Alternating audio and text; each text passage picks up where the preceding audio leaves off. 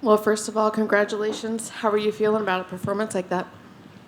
Feeling amazing. That's a tough adversary in Brian Kelleher. He's very unorthodox, very strong, very skilled. But my coaches have got me ready, prepared for this fight. Is that kind of how you expected it to go? Yeah, 100%. Everything that we worked on in camp and knew that he was going to do, Alex and Chase and Mateus said that this is what he does, and just to prepare for it. But still, he was game. He was ready. He was hungry. So hats off to him. He was a great warrior tonight. And you pointed at someone. Can you talk to me about that right before the KO? No, I actually had him rocked, and I was trying to get him to kind of look like, and he didn't fall for it. So yeah, so I was like, shit, and I got to hit him harder, make sure I finished him. But I just kind of pointed to see if he looked over there. It was funny because I was with Uriah and all the Team Alpha Male guys last week for Song's fight, and we always used to call it the birdie. Like, Uriah used to call it the birdie and then punch you. So it was just in my mind from last week hanging out with the guys. Well, it worked on me because I thought you were really pointing at someone. What did you think of him? I know you weren't in there very long, but was there anything about him that surprised you? Did you have to adjust anything? Yeah, he's a gritty veteran. He's got almost 40 professional fights. He's got some big wins over some, Hidden Brow world champion. And he actually beat my real good friend, training partner, gave him his first loss as a pro. So this one was good to get back. But like I said, such a great guy, good team. I knew he was tough and durable and just had to get him out of there. I know nothing's going to feel as good as winning the title, but where would you rank this amongst all your wins? I mean, I think anytime you get a win inside the octagon is, it's up there. Especially you get to finish against a guy like Brian Kelleher. He's very dangerous. It's a very dangerous fight for me to take. I knew it was at stake with all that transpired from, the injuries and the setbacks, and same with him. That's why I told him after, the fight, hey, you're a warrior. You worked your way back to here. I had a lot of respect for him. I know the MMA fans are brutal. What do you say to the fans that maybe counted you out? Oh, I've been counted out my whole life. Luckily I had an amazing mother, a strong mother that raised us and never let us quit in anything. So just so thankful for her to, the way that she raised us and the way that she, made us strong, because this world is, it can knock you down and keep you down. But, I've had that my whole entire life. And honestly, this camp, and since I moved out here to Vegas, I've just been trying to, grab momentum and get it rolling and get back to the top. And I finally got a great team. Alex Perez, Chase Pammy, and Mateus Nakao. A lot of other guys that came in and trained with me that helped out a lot. What's different is from, previous fights, or maybe just in my mind, is these guys truly care. They just don't show up and clock in and clock out. They're checking on you, making sure you're getting your physical therapy, your mental is right, your body's feeling good. But also they're coming in here and just giving me work and the best work, and really putting myself above them. Those guys are a phenomenal team. Brothers, coaches, mentors. I'm so proud and thankful to have them in my corner. This last 8 weeks has been amazing. We've had a hard training sessions. We just stayed, consistent and stayed in the moment, and just look for the next best thing was coming out here and putting the game plan together and preparing like we did, and we got the win. I know you had a call out already, but when would you like to get back in there? Would you prefer that opponent, or would you prefer to fight sooner? I would love to fight Deiveson Figueiredo. I think that's a great fight. 2 former world champions. He's now at the bantamweight division. That's a fight that should have happened years ago. I was obviously taken out from COVID, but flyweight's not my weight. Bantamweight is. I feel really good here. So I would love that fight. I talked to Sean about it. He's all for it. UFC 300, I think that would be an amazing card to put us on, and something that excites me, gets me hungry, gets me motivated and driven to go on there and face one of the best flyweights that came up with the bantamweight, former world champion, like I said, and we're both on our way back to the top. That's what we want. That's why we're in this sport, is to be the best. And I think trailblazing through him puts me right to the top. Thank you. Cody, right here. Before your last fight, a lot of the narrative that you would bring up, especially in media today, was like you wanted to get momentum. Like momentum was the big word you kept bringing up. So since then, a lot more injuries and stuff, and you had to, you're on the shelf again for a bit. So what was the last several months like for you, given like you got the momentum back and then you hit another speed bump before the Bautista fight? That's just life. That's how it goes. Look at my career. I was, 6 fights in the UFC, world champion, 11-0. I had a, amazing transcend to the top, and some people don't ever get to that position in their life or their career. So I've been there, and I'm forever grateful for the opportunities that the UFC's given me, the learning lessons, the ups and downs. Like I literally have grown in here so much, and to be a veteran of the sport, 32 years old, to obtain what I've been able to do and still have so much left in the tank, just excited. That's the ultimate word, is just excited for the momentum that I have now going into 2024. A big call out with Deiveson Figueiredo, matchmakers, the fans. I think everybody in the media can get behind that fight as well. So hopefully, we go in there and get that signed and get ready to go in there and, test my mettle against them. And I know a lot of the narrative in this fight was like, new team and you're in Vegas now and everything, but there's a lot of alpha male guys on this card, like, Emmett and Fila were here. So what was it like being in Fight Week, seeing them, and you're not directly involved, but I know you still consider yourself kind of part of that team. Oh yeah, those are my brothers. Those I'm forever grateful for Team Alpha Male, Uriah Faber, what he's built out there. I was just a young kid lost, just trying to find my way, and I stumbled out to Sacramento, California, and Uriah took me under his wing, and I was able to make it 5-0 in the UFC, got to the UFC, and trailblazed to the top. I would not be here without those guys. Danny Castillo, Chris Holdsworth, Michael Malott. He's having an amazing career in himself. Team Alpha Male, I love those guys, but here it's I got my niche. Like I said, it took me a little bit to find out who truly cares about you and who wants to succeed and wants you to win. But the momentum is everything in the sport. Anything in sports, obviously, momentum. And we get to go out there and fight and live our life and train, and just filled with gratitude every day. Like my coach Chase Pammy says, just be grateful. Be grateful that we get to live this life and get to do what we get to do. So just being humbled every day with these guys, and just knowing we're working in silence, but we're working hard, and we're coming back for the top. And we see the ice around your leg, and even in your post-fight interview, you said, like, he came in with a good game plan. He was kicking your legs and everything. So during the fight, when you started to go attack your leg when you were circling away, did something in your mind like, oh, you've done your homework. I know what you're trying to do? I think he found success with 1 or 2 leg kicks early on, and then I checked the kick, and that's why I have the hematoma of the ice around my leg. But a lot of these guys, I think that they get in there and they don't realize how fast that I am, and not only how fast I am, how hard I hit, that they whatever they can do to try to slow me down the speed. So yeah, he knew. That's what he said. He said hopefully that he could get in the second round and chop the leg a little bit more and more. But it wasn't the calf, wasn't the leg. It was just the shin. I had a big hematoma. It was not sore during the fight, and really hurt me or had me, less mobile. But I knew I had to get him out of there. He's a tough, durable guy.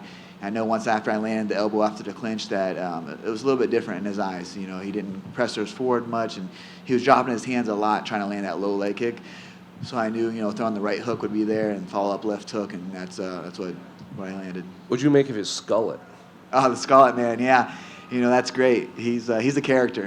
We had a little bit of like I said, I don't really know him before and never spoke to him prior. We didn't go back and forth in media.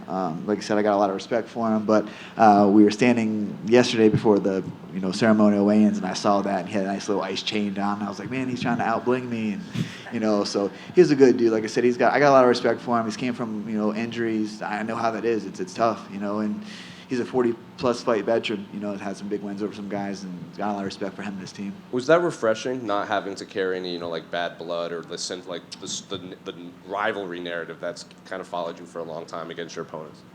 I think where I'm at in my life, I like to work. I love the sport. I get it. Sometimes you got to sell the fights and go in there, and you're going to have an adversary that doesn't like you or wants to talk shit about you. That's how it is. But for me, I just want to go in there and work hard, devote myself, stay humble, be humble, and just keep collecting these wins and going home safe to my family. Cody over here. This fight was actually made by the UFC's newest matchmaker, Joe, who won a sweepstakes competition and then got hired on by Dana. How were your conversations like with him when this fight was being made? Actually, I was at the UFC Performance Institute, and I was getting PT work done. Just got done with some training sessions. Like I said, had to pull out of my fight previous, so I had to get some injections. Ended up tearing my knee, tore my hip, and tore my back again. So it was just a string of events that was just really had me down and out. But I sat back and regathered myself and just control what I can control. Is showing up, doing the work, doing the physical therapy, getting back in there, and lo and behold, Joe walks in with Forrest Griffin, and Joe asked for a picture, and I was like, oh yeah, of course. We chopped it up a little bit. Very knowledgeable on mixed martial arts, and actually Forrest told me, he's like, hey, he's here for, he won Matchmaker of the Day, and so a light bulb went off in my head, and I was, hey, you tell Dana White that I want to fight December 16th. He looked at me, he's like, who do you want to fight? And I said, it doesn't matter, whoever it is, December 16th. And sure as shit, my media was blowing up later that night that I got the fight. So shout out to Joe, thank you so much, man. Great matchmaking right there. And obviously, Dana spoke very highly about Joe before this fight, and assuming he goes on to have a great tenure with the UFC, I guess how cool is it for you being the first fight that Joe made with the company? Yeah, that's. I would be so happy and thrilled for him and his family. He's truly an amazing individual. Hopefully, he has a long, tenured career here with the UFC. And you're now on a 2-fight winning streak. How good does that sound given what you've been through recently? It's great, the highest of high and the lowest of lows in this sport, but you have to find that balance, You're never going to be too high off a win, never be too low off a loss. Just keep showing up, and, things will work out. And you mentioned there that Sean Shelby likes the idea of you and Figueiredo going at it, but in case Figueiredo gets someone higher ranked next time out, is there another name you'd like to face? I think that's a fight that Davis is going to take. I don't think there's anyone that can move the needle like me, maybe the rankings, but the fucking rankings are shit, you know what I mean? It doesn't matter. Everyone's tough inside the UFC. It doesn't matter if they're not ranked, they're ranked in the top 10, top 5. Everybody in the UFC is absolutely an animal, a stud. So, it'd be a great fight. I know the fans are going to love it. I'm going to love it. So hopefully Deiveson, jumps on board and gets ready to get knocked the fuck out. That'd be a great one. Congratulations. Cody, right here. Oh, yes. Your son got to see you fight and win tonight. How did that feel? That was great. I just FaceTimed him on the way here, or on the way just to talk to you guys. It was nice. It was emotional. I kind of said it to the guys in the back. I was with, like I said earlier, I have my new coaches and teammates, that we've developed a great relationship over these last year that I've known these guys. But Team Alpha Male was there. Danny, Chris, Joey, Emmett, Feely, Bulldog, all these guys. And I was like, man, they watched Kai grow up in the gym. And I literally had to take him to the gym all the time and bribe him with candy so he'd watch and not run off the mats while we're sparring and training. So I was like, man, Kai's here. It's like he's here watching me for my first time. So kind of took me back a little bit. I'm not going to lie, it kind of made me a little emotional. Because these are memories that I want to make with my son. And I want to come home healthy for him, and I do this for him, have a better life opportunities, and I'm so thankful for the UFC to have this platform. I'm able to do so. The straight right hand you landed, was that something that you were working on in camp? Was that something that you felt he was susceptible for?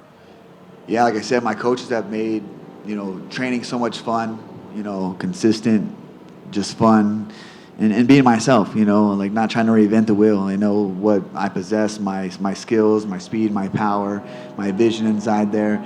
And we just honed the skills and worked on the camp, and that was them. That was all them. I just showed up and, worked hard and believed in myself. And when I didn't believe in myself, they pushed me to, keep going and just being consistent. So, yeah, we knew, I have a new striking coach, Mateus Nakao, amazing human, first and foremost, but so knowledgeable. He's from Nova União, worked with Jose Aldo for so long, and he's just a pleasure to work with. And he makes it so much fun, makes it easy, so I'm glad to have him part of my team, and hopefully we ride this till the wheels fall off. A win over Deiveson Figueiredo, where do you think that will lead you into the division? He's ranked 7th or 8th right now, so right back there. I'm gonna knock him out and go right to the top. That's why I'm in the sport. I'm not here to be runner-up or anything else like that. And I got good momentum. I got a good head on my shoulders. Things are good. I'm so filled with gratitude, and I'm healthy. So let's run 2024.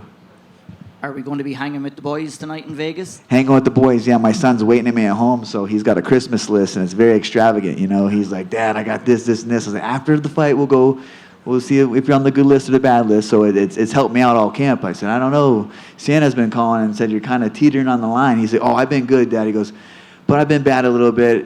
He likes candy, so he'll sneak in the pantry and you'll see chocolate all over his face. And he goes, I snuck in the pantry and had some chocolate, Dad. I'm not going to lie.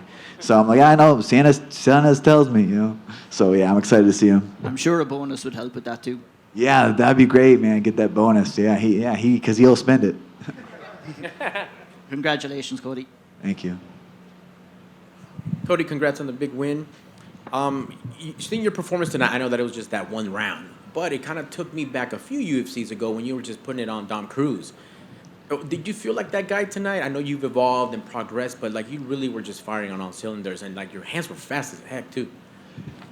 I appreciate that. I worked really hard. Just it's always a mental battle. I think it's the toughest part about this sport is mentally getting in there and getting yourself ready to go and fight another man that believes that he's better than you and ready to come, knock you out, break your arm, choke you out in front of millions of people all over the world. So that's a thing. Like I always feel like my skill is going to be there, my conditioning, my God-given speed and power is going to be there. But mentally, that's something I work on.